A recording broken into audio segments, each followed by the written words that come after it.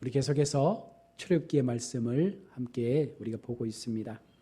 21장에서부터 이제 우리 40장까지는요, 율법과 성막에 대한 말씀들로 기록이 되어져 있습니다. 우리가 성경을 읽다 보면 한두 번 고비가 올 때가 있거든요. 창세기부터 시작해서 한 번 읽다 보면 어느 순간 좀 지루해지고 말씀이 어려워지고 뭔가 좀 딱딱해진다라는 그런 이제 느낌이 들어서 말씀을 읽다가 성경을 덮을 때가 있는데, 바로 그 시점이 바로 출애굽기 21장쯤 되면 그런 이제 마음의 갈등이 생기게 됩니다. 왜냐하면 아무래도 법이 나오고 또 성막을 짓는 어떤 방법들에 대해서 계속해서 막 열거하다 보니까 이게 무슨 말을 하는 건지, 이게 무슨 의미인지 잘 모르니까 읽어도 재미가 없어서 중간에 이 성경을 덮게 되는데요. 중요한 것은 법을 모르면 하나님을 모르게 되고, 하나님을 모르면 우리가 성도로서 살아가는 삶의 방법도 모르게 되는 것입니다. 그래서 세상에서도 우리가 살다 보면 그렇잖아요. 법을 잘 아는 사람들은요, 요리조리 잘 피해 다니지 않습니까? 그만큼 법이 올바르게 사용되어지면 훨씬 더 우리를 자유롭게 하지만, 그 법에 대해서 무지하게 되면 우리는 억울한 일을 당할 수밖에 없는 것입니다. 자, 먼저 그러면 하나님께서 출애굽기를 통하여 십계명을 주시고 계속해서 연이어 그들에게 율법을 주신 이유가 무엇일까? 로마서 3장 20절에서는요, 율법을 주신 목적에 대해서 율법으로는 죄를 깨닫는 것이다 라고 말씀을 합니다. 모든 국가에서 법을 제정하는 목적이 무엇이겠습니까? 사람들로 하여금 죄를 짓지 않도록 하기 위해서 법을 제정하는 것이죠. 법이 없다면 죄가 무엇인지 판단할 근거가 없습니다. 그래서 법을 만들어서 죄를 알도록 하고 그 죄를 짓지 않도록 하는 것이 법이 가지고 있는 하나의 목적입니다. 그냥 우리를 자유롭게 두는 데에서 그 사람들의 자유를 얽매는 것이 아니라 그 자유가 더욱더 안전한 자유가 되도록 하기 위해서 바로 법을 만들어 가는 것이죠. 이스라엘의 율법 역시 마찬가지입니다. 애굽을 통해 광야에서 나온 그 이스라엘 1세대가요, 장정만 60만 사람입니다. 그 어린아이, 노약자까지 포함하면 거의 한 200만이 넘는 대군대가 광야를 지나게 될 때 그들이 하나님의 법 없이, 율법 없이 어떻게 안전하게 그들이 거주하며 살아갈 수 있겠습니까? 아마 율법이 없었다면 그 속에 수많은 범죄들이 일어났을 거예요. 범죄가 일어났음에도 그것이 범죄인지 모르고 계속해서 악한 삶을 살았을 것입니다. 하나님께서는요, 그 공동체 안에 하나님께서 말씀하시는 질서를 유지시키기 위해서 법을 주셨고, 이 법을 어기게 되면 강력한 처벌도 함께 따르게 된다는 것을 보여주므로 그들 속에 경각심을 주고 있는 것입니다. 예수님께서도요, 말씀을 우리 가운데 주시면서 하나님께서 율법을 주신 목적에 대하여 이야기하실 때 너희의 완악함 때문이다 라고 마태복음 19장 8절에 말씀합니다. 하나님이 율법을 주신 이유가, 예수님은 우리 마음의 완악함 때문이다. 만약에 율법이 없다면 내가 얼마나 완악한 사람인지, 내가 얼마나 죄가 많은 사람인지를 도무지 볼 수가 없다는 거예요. 그러나 어느 순간 하나님의 말씀을 듣고 율법을 나의 삶 가운데 받아들이게 될 때 내가 얼마나 죄인의 삶을 살았는지를 고백할 수밖에 없는 거예요. 그래서 사도 바울의 고백처럼 오호라 나는 하나님 앞에 죄인이로다 라고 고백하지 않습니까?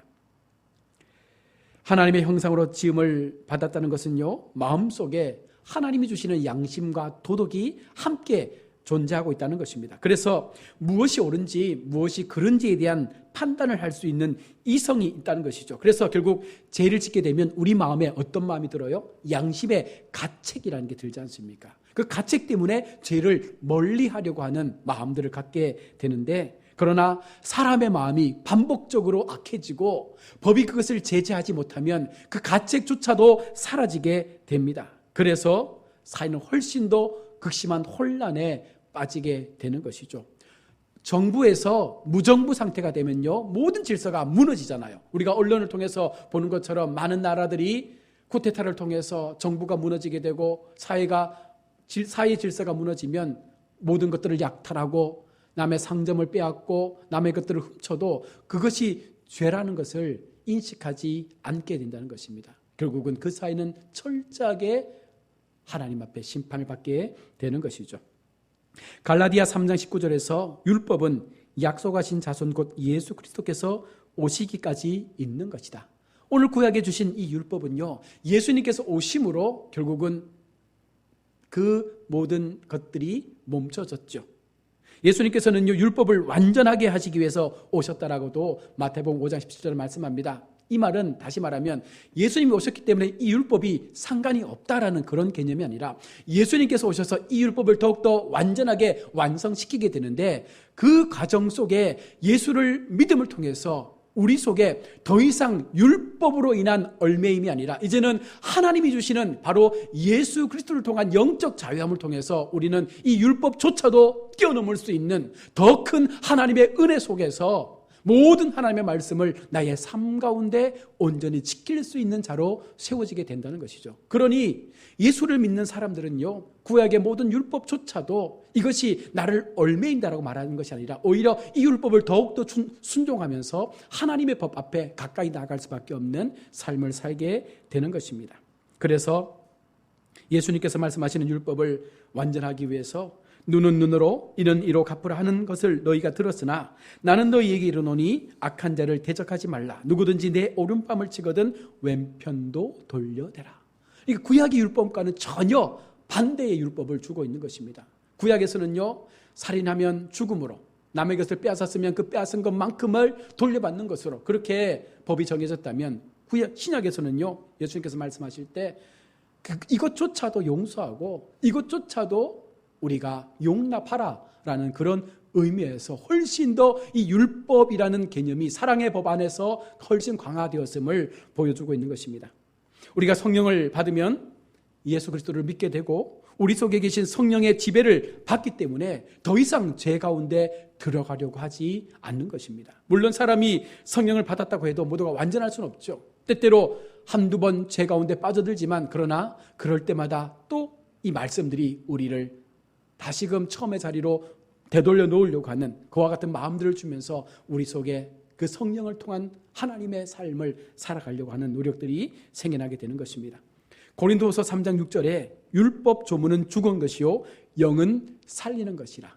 여러분, 율법 자체로는요, 영적인 부분들을, 우리 육적인 부분들을 살려내지 못합니다. 그러나 하나님이 주신 영적인 부분, 바로 사랑의 법, 생명의 법은요, 우리를 살려내는 법임을 말씀하면서 구약 성경 율법에 관한 말씀을 읽을 때에 문자 그대로의 해석으로 우리가 받아들이는 것이 아니라 그 속에 담겨있는 영적 해석들을 우리가 함께 보면서 진정 이 시대를 아름답게 살아갈 수 있을 때 이 법이 진정 우리의 삶을 다스릴 수 있는 하나님의 법이 되어지는 것입니다. 오늘 본문으로 이제 돌아가 보면 1절에서 하나님께서 우리 가운데 세울 법규는 이러하다라고 말하면서 법규라는 단어를 쓰고 있는데, 이 히브리어 마시파트는요, 판단이라는 뜻으로 사용되어지는 것입니다. 이 판단은요, 법정에서 시비를 가릴 때, 진위를 가릴 때 사용되어지는 단어이거든요. 그 판단의 기준을 하나님께서 가려주겠다라고 말씀합니다. 이 법의 근본 정신은 바로 하나님의 공의와 정의를 통하여 무엇이 옳고 무엇이 그른지에 대하여 분명하게 하나님께서 그 기준을 정하여 줄 것임을 말하고 있는 것입니다. 그리고 그 법규를 토대로 해서 2절로부터 이제 11절에서는요, 히브리 종에 대한 율법을 우리 가운데 기록하여 주고 있습니다. 히브리인들이 동족을 노예로 삼는 경우는 먼저는 가난이나 빚 등으로 인해서 스스로 자원할 때 노예가 되고요, 혹은 부모에 의해 팔리면 노예가 됩니다. 두 번째로 도적질한 것을 배상할 능력이 없을 때 노예가 됩니다. 한편으로 종으로서 이들의 신분은 영속적인 것이 아니라 어떻게 되는 거예요? 6년 만기가 되면 그 종의 신분이 끝이 나게 되는 것입니다. 몸으로 그들의 것들을 갚았기 때문에 6년이 되면 끝이 나고 이후로 아무런 대가 없이 자유민으로 풀어주는 것이 바로 하나님께서 말씀하시는 법의 한 부분이었고요. 만약에 그 중간에 희년이 끼어 있다면 더 일찍 자유를 맛볼 수도 있는 것이죠. 희년에는 모든 이스라엘 전체가 하나님 앞에 자유를 공표하는 날이기 때문에 종이든 자유인이든 하나님 앞에 그날은 다시 처음의 원리대로 돌아가는 희년의 선포가 이루어지게 됩니다. 종에 대한 이러한 너그러운 규정은요, 어떠한 고대 법전에도 없습니다. 종을 이렇게 관대하게 대했던 법전은 없었습니다. 오직 유대인들을 통하여 허락하신 바로 하나님의 법만이 이렇게 약한 자들을 도울 수 있는 법으로 기록되어져 있는 것입니다. 왜 그럴까요? 바로 히브리인들이 애굽에서의 430년의 긴 종살이의 소름들을 하나님은 기억하셨기 때문에 그 종들이 갖고 있었던 연약함과 그 슬픔에 대하여 하나님은 충분히 보상하시며 그 종들의 자리에서 그들이 피보지 않도록 하나님은 이 법을 제정하고 있는 것입니다. 신약시대에서도요, 예수님께서 탕감의 비유나 여러 가지 많은 자비와 간용에 대한 말씀들을 통해서 어떻게 하는 것이 연약한 자에게, 종들에게, 나보다 아래 사람들에게 행하는 하나님의 도리인지에 대하여 말씀을 하고 있는 것입니다. 가졌다고 해서 누리고 다스리고 빼앗는 것이 아니라 오히려 그들을 향하여 베풀고 선대하며 나눌 수 있는 그와 같은 율법 정신을 가지고 우리가 살아갈 수 있을 때 세상은 훨씬 더 하나님 앞에 아름답게 세워져 가는 것이죠. 또한 12절로 17절의 말씀에서 사형에 해당되는 4가지의 죄를 말씀을 하고 있습니다. 우리가 읽지는 않았지만 말씀 속에 보시면 10계명의 5계명과 6계명의 범죄와 같은 그와 같은 그 죄에 대한 부분들을 4가지로 확장해서 기록을 하고 있습니다. 첫 번째는 모살죄고요.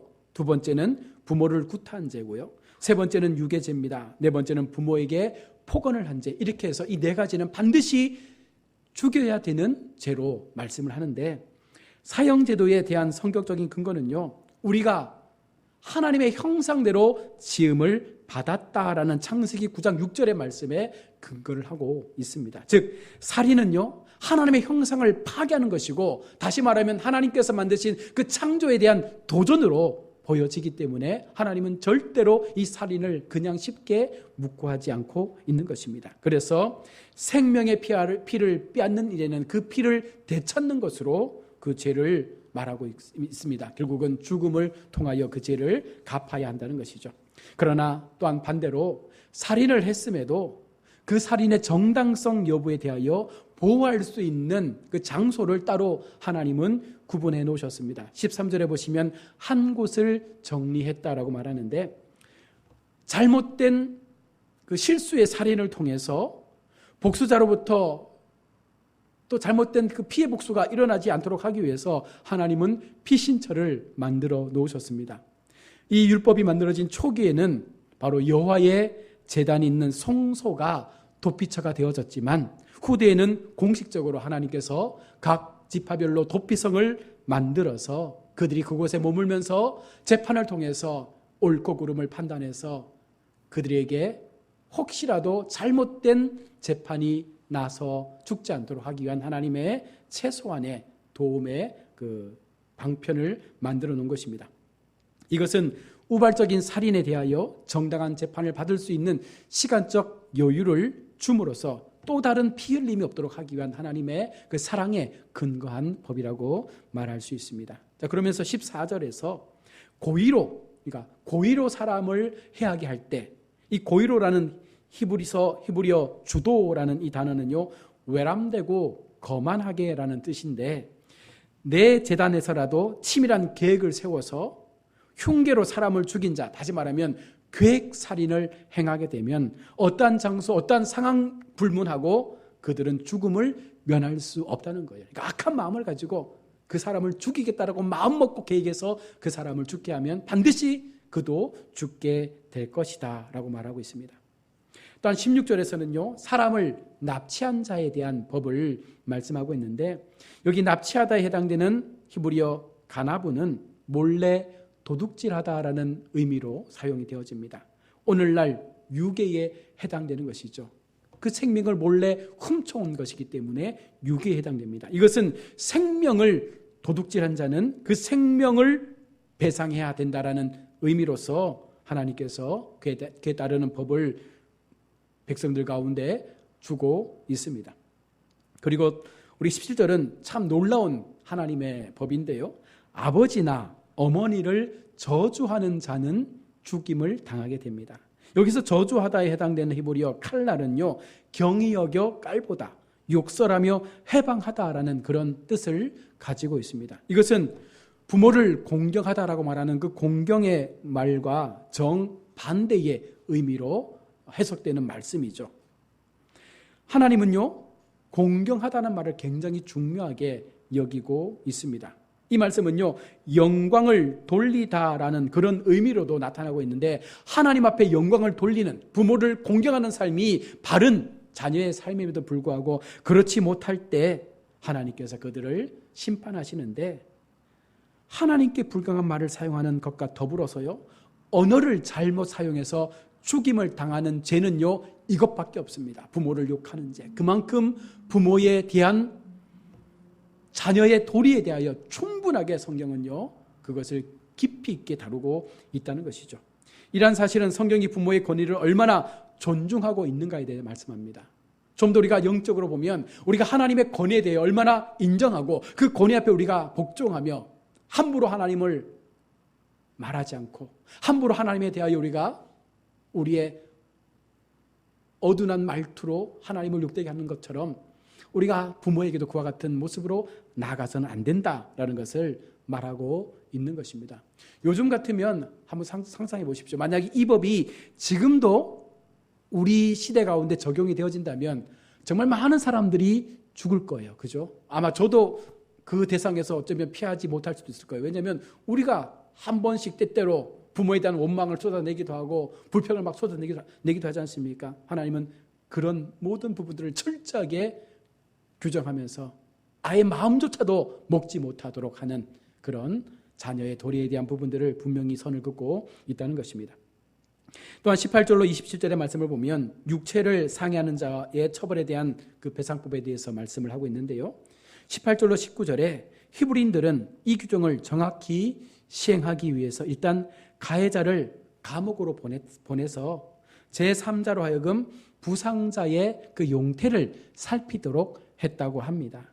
만일 회복되면 치료비 전액과 피해 기간에 따른 손해배상만을 제공해 주면 풀려날 수 있지만 만일 피해자가 그 중간에 죽어버리면 결국은 살인죄가 적용되어져서 그도 살인으로 갚아야 되는데, 근데 이것은 어떻게 보면 계획적인 살인이 아니잖아요.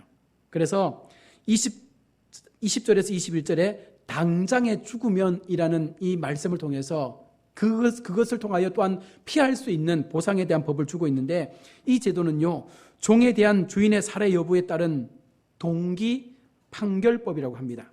이 규정은 종의 인권을 보호해 줌과 동시에 아울러 주인의 재산권도 함께 인정해 주고 있는 그런 제도입니다. 그래서 잘못된 그 사고를 통해서 죽음을 맞이했을 때 양자가 손해 없이 아름답게 마무리할 수 있는 그런 기준들을 법으로 선을 그어놓고 있는 것이고요. 22절에서 25절은요, 임산부에 대한 보호법을 말씀합니다. 임산부를 가해해서 뱃속에 있는 태아를 유산시킨 자에 대한 처벌인데요. 일단 산모에게 다른 피해자가 없는 경우에 유산시킨 것에 대하여 쌍방 간의 합의를 또한 재판 간의 조정을 통해서 보상액을 지불받는 것으로 해결되어집니다. 그러나 임산부에게 다른 피해가 있으면 철저하게 동형, 다시 말하면 동태복불율을 이제 적용해서 그에 상응하는 제2의 값을 치르도록 하는 그 기준을 만들어 놓고 있다는 것입니다. 동해보복법은요, 하나님의 엄격한 공의를 보여주는 것이기도 하지만 그 본래의 의도는 더 큰 보복을 막기 위해서 내가 당한 피해만큼 그 이상의 보복을 하지 않도록 하기 위해서 하나님은 그 기준을 정해놓고 있는 것입니다.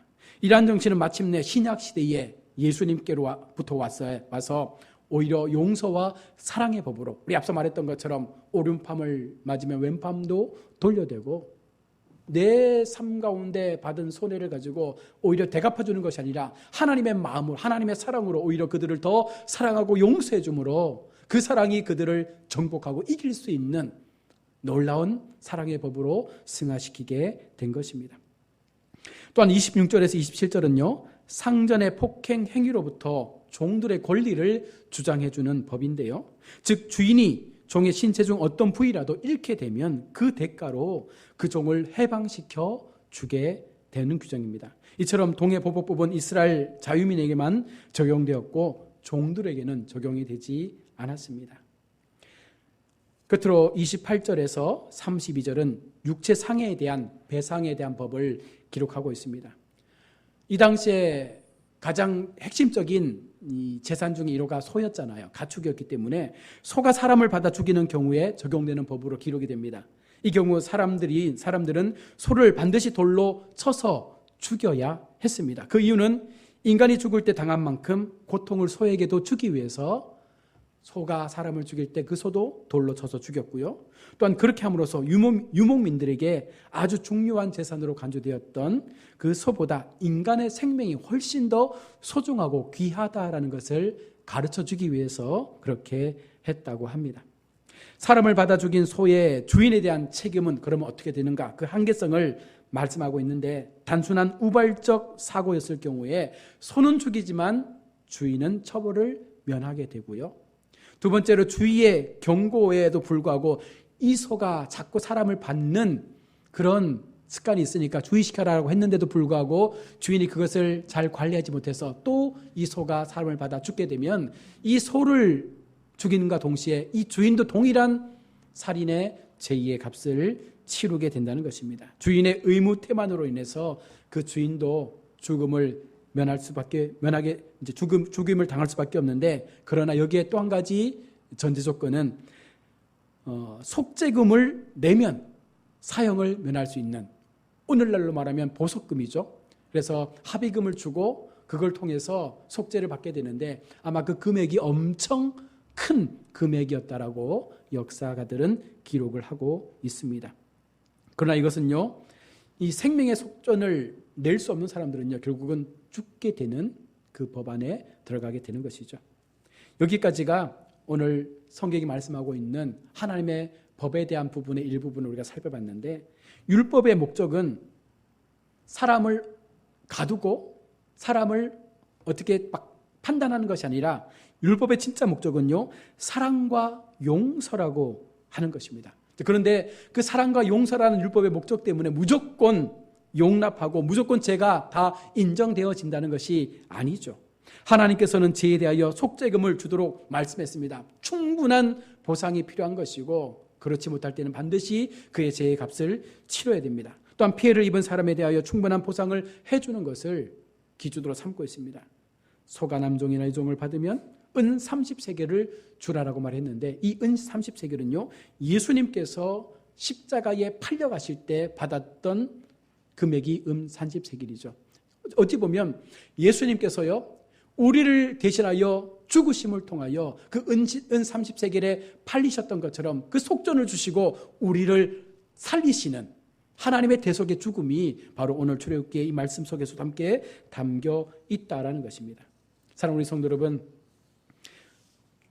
출애굽기가 말씀하고 있는 십계명과 이 말씀의 법들은요, 결국은 하나님의 공동체 안에서 우리 모두가 건강하게 또 정의롭게 바르게 진리대로 살아갈 수 있는 그 기준을 만들기 위해서 주신 것이고, 그 법이 있었기 때문에 우리가 죄를 죄로 보게 된 것이고, 그 죄를 깨달을 수 있게 된 것이고, 그 죄가 깨달아졌을 때 그 죄로부터 우리가 다시 한번 우리 자신을 돌아볼 수 있는 기회를 만들어준 것이라는 사실을 기억하면서, 왜 하나님은 이렇게 힘들고 어려운 법들을 만들어서 우리를 괴롭히지? 라는 그런 마음이 아니라 오히려 이 법이 나를 살게 하는 법이구나, 이 법이 나를 더 이상 죄 가운데 빠지지 않도록 막아주는 법이구나, 이 법을 통해서 내가 하나님 앞에 또 한 번 거룩함으로 설 수 있는 은혜의 눈을 뜨게 하는 것이구나를 우리가 깨닫게 됨을 통하여 우리 삶에 정말 하나님이 주시는 이 66권의 모든 성경의 말씀들이 우리의 삶에 빛이 되고 이정표가 되어져서 이 말씀대로만 살아가면 우리의 인생은요 결코 하나님 앞에 아무런 문제가 없습니다. 오히려 더 많은 하늘의 복을 받아 누리며 살아갈 수 있는 축복의 사람들이 되어지는 줄로 알고, 우리 모두 하나님께서 내게 주신 이 말씀의 법들을 충분히 우리가 기억하고 끝까지 하나님의 법 안에서 진정한 자유를 누리시는 우리 모두가 될 수 있기를 주님의 이름으로 축복합니다. 아멘. 기도하겠습니다.